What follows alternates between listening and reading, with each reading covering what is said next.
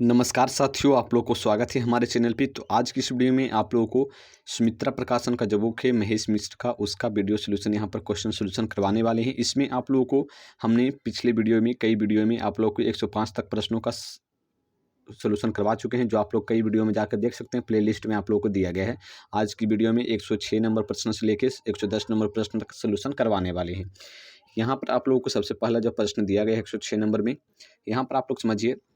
यहाँ पर आप लोगों को दिया गया है कि संतोष और प्रियंका एक परीक्षा में सम्मिलित हुए। संतोष और प्रियंका एक परीक्षा में सम्मिलित हुए।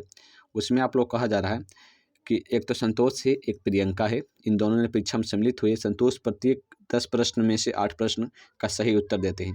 प्रत्येक 10 प्रश्न में से 8 प्रश्न का सही उत्तर देते हैं। अब जो प्रियंका है, प्रत्येक 8 प्रश्न में से 6 प्रश्नों का सही उत्तर देते हैं।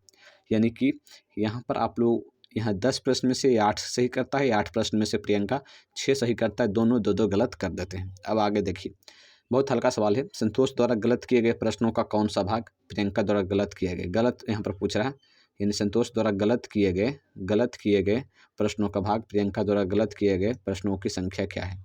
यहाँ पर आप लोग का अनुपात पूछ रहा है, ठीक है, इन दोनों का, इसका गलत किया गया और इसका गलत किया गया प्रश्नों की संख्या।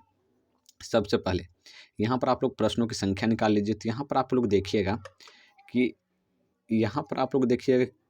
कब जाकर प्रश्नों की संख्या बराबर होता है। यहाँ पर देखिए 10 प्रश्न मान लीजिए हल करता है, क्योंकि हम लोगों को संख्या यहाँ पर प्रश्नों की संख्या पता नहीं है। इसलिए आप लोगों को करना क्या है, यहाँ देखिए एक ऐसा टाइम आएगा जो दोनों को प्रश्नों की संख्या बराबर हो जाएगा। देखिए 10 दूना 20 कीजिएगा, मान लीजिए 20 प्रश्न रहता, क्योंकि 20 के देखिए 10 के सीक्वेंस में लेना है। यहाँ पर 10 से मल्टीप्लाई ही करना है। 10 दूनी 20, 10 तिया 30, इस तरह से, क्योंकि यहाँ पर 10 के अनुसार दिया गया डाटा। 10 में 8 सही करता है, तो आप लोग को निकालने में आसानी होगा। तो हम 20 में कह देंगे कि 20 में कितना सही करता है, तो आप आसानी से कह सकते हैं 16 सही करता है। हम बोल देंगे 30 में कितना सही करता है संतोष, तो 8 तिया 24 सही करता है। हमको बोल देंगे 40 में कितना सही करता है, तो आप लोग इस प्रकार से आसानी से बता सकते हैं। इसलिए हमने कहा कि आप लोग यहाँ से निकालना है। यहाँ पर आप लोग ध्यान दीजिएगा, तो यहाँ पर 10 या 80 आएगा। मान लीजिए कि यहाँ पर संतोष, एजम्पशन मानना है कि यहाँ पर संतोष 80 प्रश्न गलत की प्रश्न यहाँ पर आप लोगों को है, तो यहाँ पर आप लोग कितना सही कर देगा, तो 8 दें के सॉरी, यहाँ पर आप लोग कितना 8 64 प्रश्न यहाँ पर सही करेगा। देखिए आप लोगों को समझाते हैं। इन दोनों ने तो एक ही परीक्षा में सम्मिलित हुए, इस बात को समझिए। इन दोनों ने तो एक ही परीक्षा में सम्मिलित हुए, तो आप लोगों को ऐसा कुछ मानना है कि इससे भी आप लोगों को निकल जाए और इससे भी। तो 80 लेंगे तो 8 देंगे 10, यहाँ पर 80 भी आ जाएगा। यानी कि आप लोग को ये मानना है कि यहाँ पर 80 प्रश्न यहाँ भी है, 80 प्रश्न यहाँ भी है, क्योंकि इन दोनों ने एक ही परीक्षा में तो सम्मिलित हुए हैं। तो एक ही परीक्षा में सम्मिलित हुए, तो परीक्षा में सम्मिलित हुए हैं, तो उसमें आप लोगों को जो क्वेश्चन की संख्या है वो तो सेम रहेगा। तो मान लीजिए यहाँ पर 80 प्रश्न है, तो आसानी से, क्योंकि आप लोग बोलिए कि 80 ऐसा क्यों लिए, 80 इसलिए लिए कि यहाँ पर आप लोग 10 20 30 10 या 30 10 40 10 50 10 60 10 70 10 80 कीजिएगा तो 80 आएगा। यहाँ पर भी आप लोग देखिएगा तो 8 दें का 80 आ जाएगा। यानी कि कुछ ऐसे टाइम के बाद दोनों को 80 एक आ रहा है एक जगह। तो 80 इसलिए लिए ताकि आप लोग जब कैलकुलेट करें कि कितने प्रश्न सही आया। देखिए यहाँ पर आप लोग आसानी से कैलकुलेट कर सकते थे कि 10 प्रश्न पर 8 सही करता है तो 80 प्रश्न पर 64, 8 प्रश्न पे 6 सही करता है, 8 प्रश्न पर 6 सही करता है तो 80 प्रश्न पर कितना, तो 8 दें का 80, यानी कि इसका कितना गुना है, इसका 10 गुना है। तो 10 गुना है तो यहाँ पर कितना प्रश्न सही करेगा, 60। यहाँ पर आप लोग को कितना हो जाएगा, 60 प्रश्न सही करेगा, 60 प्रश्न सही करेगा। यानी कि यहाँ पर ये कह सकते हैं कि मान लीजिए कि परीक्षा में जो क्वेश्चन की संख्या 80 था, उसमें से अगर संतोष 64 प्रश्न सही करेगा तो वहाँ पर ये 60 प्रश्न सही करेगा। तो यहाँ पर आसानी से निकल जाता है। लेकिन अगर आप कुछ भी मान लेते तो आसानी से नहीं निकलता। मान लीजिए कि 90 मान लेते, 90 मान लेते तो आप लोग को निकल जाता। 9 72 प्रश्न सही करता है। लेकिन यहाँ पर आप लोग 8 से यहाँ पर भाग देते कितने बार, तो यहाँ पर पॉइंट में आ जाता है। तो इसलिए आप लोगों को यहाँ पर दिक्कत होता कि 8 वाला फिर कैसे, इसलिए दोनों का कॉमन ले लिए। जैसे आप लोग वर्क एंड टाइम में जाइएगा तो आप लोगों को कॉमन लेना होगा, वहाँ पर आप लोग इस चीज़ को बहुत बेहतरीन तरीके से सीख पाएंगे। ठीक है, वर्क एंड टाइम हो गया, स्पीड स्पीड में जाइएगा, वर्क स्पीड में, इस ये सभी जो चैप्टर है उसमें जाइएगा तो आप लोग इसको समझिएगा। वहाँ पर कॉमन लेना होता है दोनों का, ताकि हमको निकालने में, आंसर निकालने में आसानी हो। यहाँ पर आप लोग सोल्यूशन यहाँ पर 2 मिनट में हो जाएगा, सिर्फ समझाने में आप लोग यहाँ इतना टाइम लग रहा है। यहाँ पर आप लोग कितना हुआ, 64 प्रश्न सही करेगा। यहाँ पर कितना करेगा, 60 प्रश्न सही करेगा। अब बात आता है गलत प्रश्नों का। तो यहाँ पर देखिए संतोष के द्वारा, संतोष कितना प्रश्न यहाँ पर गलत कर रहा है। मान लीजिए कि टोटल प्रश्न कितना था, 80 था। टोटल प्रश्न कितना था, 80 था। उसमें संतोष कितना गलत करेगा। तो यहाँ पर आप लोग घटाइएगा तो बोलिएगा 16 गलत करेगा सर। उसके बाद फिर बोलेंगे प्रियंका कितना गलत करेगा। तो यहाँ पर 80 में से 60 गलत कर रहा है, तो यहाँ पर आप लोग कहिएगा 20 गलत करेगा सर। तो यानी कि आप लोग को एक्चुअल डाटा निकल गया कि कितना। अब इन दोनों का रेशियो निकाल दीजिए। तो किसका किसका रेशियो, आप यहाँ पर देखिए किसका किसका रेशियो निकालना है। तो यहाँ पर आप लोग गलत, तो प्रियंका को ऊपर रखना है, क्योंकि यहाँ पर आप लोग क्या कहा कि कौन सा भाग प्रियंका द्वारा किए गए प्रश्नों की संख्या है। तो कौन सा भाग, यानी कि ये ऊपर रहेगा। तो यहाँ पर आप लोग कह सकते हैं जो गलत प्रश्नों का जो रेशियो है वो 20/16 यानी कि 5/4 आसानी से निकल गया। इसी तरह से आप लोग को निकालना है, कोई बड़ी प्रश्न नहीं था। आप लोग समझाने में इतना सिर्फ टाइम लगा। आप लोग एक बार और देख लीजिए, आप लोगों को समझ में आ गया होगा। ठीक है, अब चलिए अगले प्रश्न पे। अगर नहीं समझ में आता है तो आप लोग कमेंट कर दीजिएगा, ताकि हम आप लोग को टेलीग्राम चैनल पर वहाँ पर आप लोग बता दें किस प्रकार से ज्वाइन करना है, और वहाँ पर आप लोगों को जाकर हम समझा दें, और वहाँ पर लाइव भी समझाएंगे। आप लोगों को प्रश्नों की संख्या पूछने का मौका भी मिलेगा। अब अगला प्रश्न देखिए, आगे आप लोग को यह कहा गया है कि यदि n एक से बड़ा कोई प्राकृतिक संख्या है, n जो है एक से बड़ा कोई प्राकृतिक संख्या है, तब n² × n² - 1 सदा विभाजित होगा। यानी n जो है एक से बड़ा कोई प्राकृतिक संख्या है, यानी कि n जो है एक नहीं है, एक से बड़ा है, प्राकृतिक संख्या है, तब इतना जो दिया गया है वो संख्या किससे विभाजित होगा। 12 से, 24 से, 12 - n से, या 23 से। एक हज़ार के 12 से, 24 से। तो देखिए n क्या है, एक से बड़ा संख्या है, मान लीजिए 2 है। ठीक, तो ये संख्या कितना हो जाएगा, n² 2 दूना 4 × 2 दूना 4 और -1। तो यहाँ पर 4 तिया 12, यानी वो संख्या क्या है, 12 है। अगर वो संख्या 12 है तो 12 से विभाजित होगा, सिंपल सी बात है। अगर कोई संख्या 12 है तो 12 से विभाजित आराम से हो जाएगा। तो 12 आप लोग को ऑप्शन में दिया गया। अब आगे मान लीजिए कि सर हमको 2 नहीं मानना है, 3 मान लीजिए। तो 3 भी मानिएगा तो आप लोग वही आंसर आएगा आगे चल के। तो आप लोगों को यहाँ पर आप लोग क्या कहा कि n जो है एक से बड़ा है, कोई प्राकृतिक संख्या है n से बड़ा, यानी एक से बड़ा है। n जो है एक से बड़ा है, तो एक से बड़ा क्या हो सकता है, 2 हो सकता है। तो 2 आप लोग पुट कर दीजिएगा n की जगह पे, तो आप लोग यहाँ पर निकल सकते हैं कि यहाँ पर 12 आया। तो यानी कि 12 किस से कट सकता है, या तो 2 से विभाजित हो सकता है, या 3 से हो सकता है, या 4 से हो सकता है, या 6 से हो सकता है, या 12 से हो सकता है। तो ये सब तो ऑप्शन में आप लोग को नहीं दिया गया, 2, 3, 4, 6, लेकिन 12 दिया गया, यानी कि 12 से यहाँ पर विभाजित हो जाएगा। चलिए अगले प्रश्न पे। अब देखिए एक और ऑप्शन दिया गया है, आप लोग इसमें कंफ्यूज कीजिएगा। 12 - n, 12 - n जरूर दिया गया, लेकिन 12 - 2 कीजिएगा तो 10 आएगा। 10 से विभाजित थोड़ी होने वाला है, तो नहीं होगा। चलिए अगले प्रश्न पे। अगले प्रश्न में आप लोग को 108 नंबर में दिया गया है कि यदि किसी संख्या में 6 जोड़ दिया जाए, कोई संख्या है उसमें 6 जोड़ दिया जाए, तब वह अपनी 1.5 गुनी हो जाती है। कोई संख्या x है, उसमें हम 6 जोड़ दिए, तो जो संख्या है 1.5 गुना हो गया। 1.5 गुना का मतलब क्या हुआ, 1.5 कर सकते हैं। 1.5 गुना इसी को तो कहते हैं 1.5 गुना हो जाता है। अब कहा जा रहा है, लेकिन जब उसमें से 4 घटा देते हैं, मान लीजिए उस संख्या में से 4 घटा दिए, तो वो संख्या कितना हो जाता है, तब वो घटकर अपनी 2/3 हो जाती है। वो कितना हो जाता है, 2/3 हो जाती है। वो संख्या क्या है, वो संख्या क्या है। तो यहाँ से आप लोग आसानी से निकाल सकते हैं। किस प्रकार से निकालना आप लोग को दिखाते हैं। यहाँ पर आप लोग को जब कीजिएगा तो यहाँ पर आ जाएगा x + 6 और यहाँ पर 1.5, यहाँ पर 1.5। इसमें आइए सबसे पहले, तो इसमें आप लोग निकालिएगा। तो यहाँ पर आप लोग आ जाएगा x,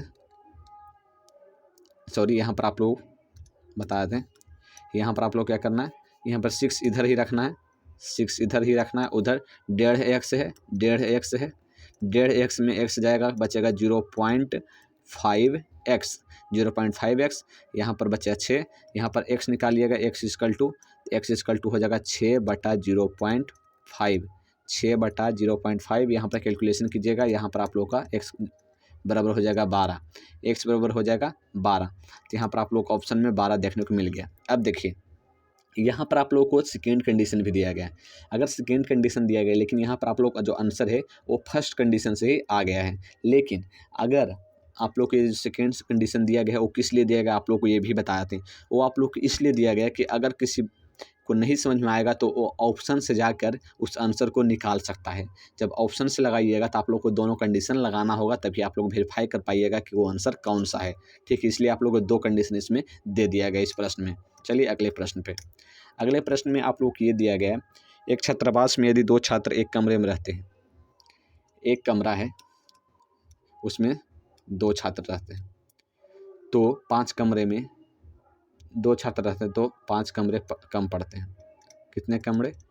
5 कमरे और होना चाहिए, यानी कि स्टूडेंटों की संख्या ज़्यादा है।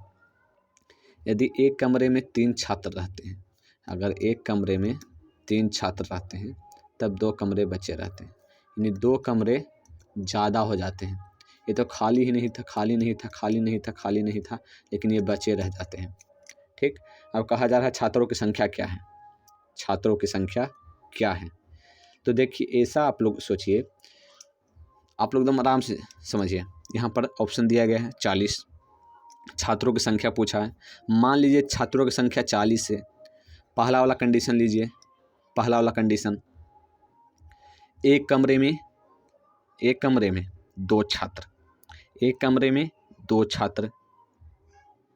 ठीक, अगर एक कमरे में 2 छात्र है तो 2 से भागा दीजिएगा, यहाँ पर कितना आ जाएगा 20।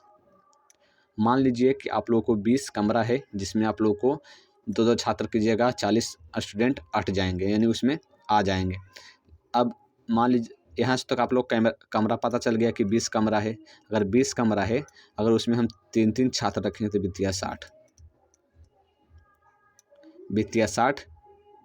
या फिर आप लोग ये कह सकते हैं कि सर यहाँ पर 2 कमरा बचा रह गया, 2 कमरा बचा रह गया, तो यहाँ पर आप लोग को वो भी बता देते हैं। अगर 2 कमरा बचा रह गया है तो यहाँ जो कमरों की संख्या है, यानी 20 तो आया यहाँ से, तो इन टोटल हमको पता चल गया कि कमरों की संख्या 20 है, लेकिन आप लोग को यहाँ पर 2 कमरा बचा कर रखना है, तो 18 गुने 3 कर दीजिए, 18 × 18 = 54, यानी कि यहाँ पर 54 आ गया, यानी कि स्टूडेंटों की संख्या ज़्यादा हो गया, यानी कि ये कंडीशन सही नहीं है। अब आइए सेकेंड कंडीशन में आप लोग क्या कह रहा है। सेकेंड कंडीशन में आप लोग ये दिया गया, मान लीजिए 42 आंसर हो सकता है, यानी 42 छात्र हो सकते हैं। 42 छात्र में आप लोग को अगर 2 छात्र रहते हैं तो 21 दूनी 42, यानी कि टोटल कितना 21 कमरा हो गया। मान लीजिए कि अट गया टोटल स्टूडेंट 21 कमरा। अगर 21 कमरा है, 21 कमरा, उसमें आप लोगों को 2 कमरा बचा रखना चाहिए, 2 कमरा बचा रखना चाहिए, यानी कि 19 कमरा। अगर 19 कमरा है तो 19 का 8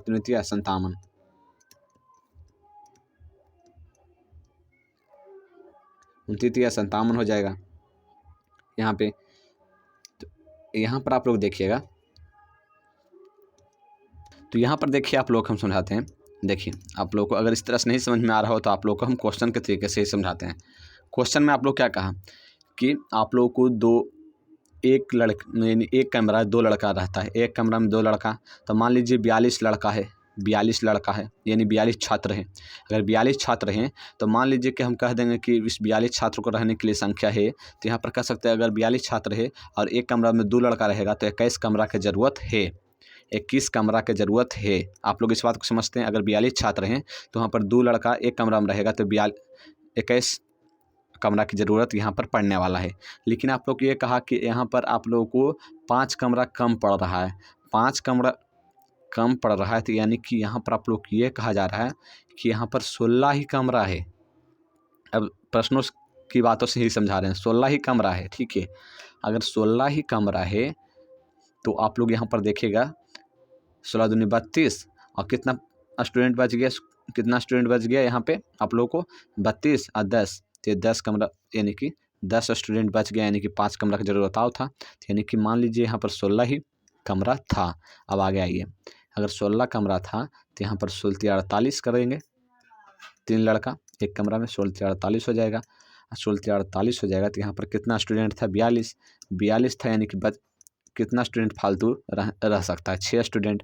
अगर 6 स्टूडेंट फालतू रह सकता है तो नीचे वाला कंडीशन में क्या कहा, एक स्टूडेंट एक कमरा में 3 लड़का रहता है, एक कमरा में 3 लड़का, तो 6 लड़का कितने कमरा में, तो दो कमरा में, यानी कि 2 कमरा यहाँ पर आप लोगों का खाली रह जाएगा। कंडीशन सही है, यानी कि आप लोग का आंसर 42 हो जाएगा। चलिए क्वेश्चन नंबर 10 पे। क्वेश्चन नंबर 10 में आप लोग कहा जा रहा है कि यदि विद्यार्थी को एक संख्या में 8/17 से गुना करने को कहा गया, कोई विद्यार्थी को यदि विद्यार्थी को एक संख्या में 8/17 से गुना करने के लिए कहा गया, लेकिन उसने भाग दे दिया, लेकिन उसने उस संख्या में 8/17 से, तो 17 ऊपर चल जाएगा, भाग दे दिया। ऐसे 8x/17 आता, ऐसे 17x/8 आ गया हल करने के बाद।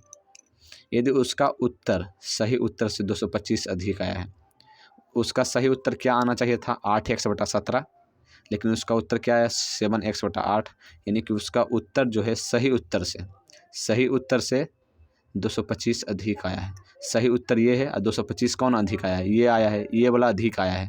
अगर ये वाला अधिक आया है तो इसमें अगर हम 225 जोड़ देंगे तो बराबर हो जाएगा। तो यहाँ पर आप लोग को हो जाएगा, यहाँ पर आप लोग जब घटाइएगा तो यहाँ पर 17x इधर चला जाएगा, 17x - 8x = 225। देखिए आप लोग समझा देते हैं। यहाँ पर आप लोग ये कहा जा रहा है कि देखिए सबसे पहले तो इसको गुना करना चाहिए था, लेकिन गुना नहीं किया, तो यहाँ पर x में यहाँ पर आप लोग क्या कर दिया, यहाँ पर गुना किया तो 8x/17 आना चाहिए था, 8x/17, लेकिन यहाँ पर आप लोगों को भाग दे दिया तो 17x/8 आ गया, 17x/8 आ गया। अब कहा जा रहा है कि जो उत्तर आना चाहिए था उस उत्तर से 225 अधिक आया। कौन अधिक आ गया, ये वाला अधिक आ गया। अगर ये वाला अधिक आ गया है 225 और 225 हम इसमें जोड़ देंगे तो दोनों बराबर हो जाएगा कि नहीं। तो यहाँ पर 8x/17 प्लस 225 = 17x/8, 17x/8 आ गया। अब आगे कैलकुलेशन कर दीजिए। यहाँ पर 8x - 17 सॉरी, यहाँ पर कैलकुलेशन कीजिएगा, 225 = 17x, 8 - 8x/17। यहाँ पर आप लोग कैलकुलेशन कीजिएगा, 136 आएगा।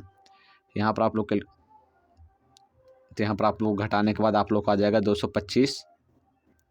225x, और कितना था 225 इधर है, 225 से 225 कैंसिल, यानी x इधर जाएगा तो x = हो जाएगा 136।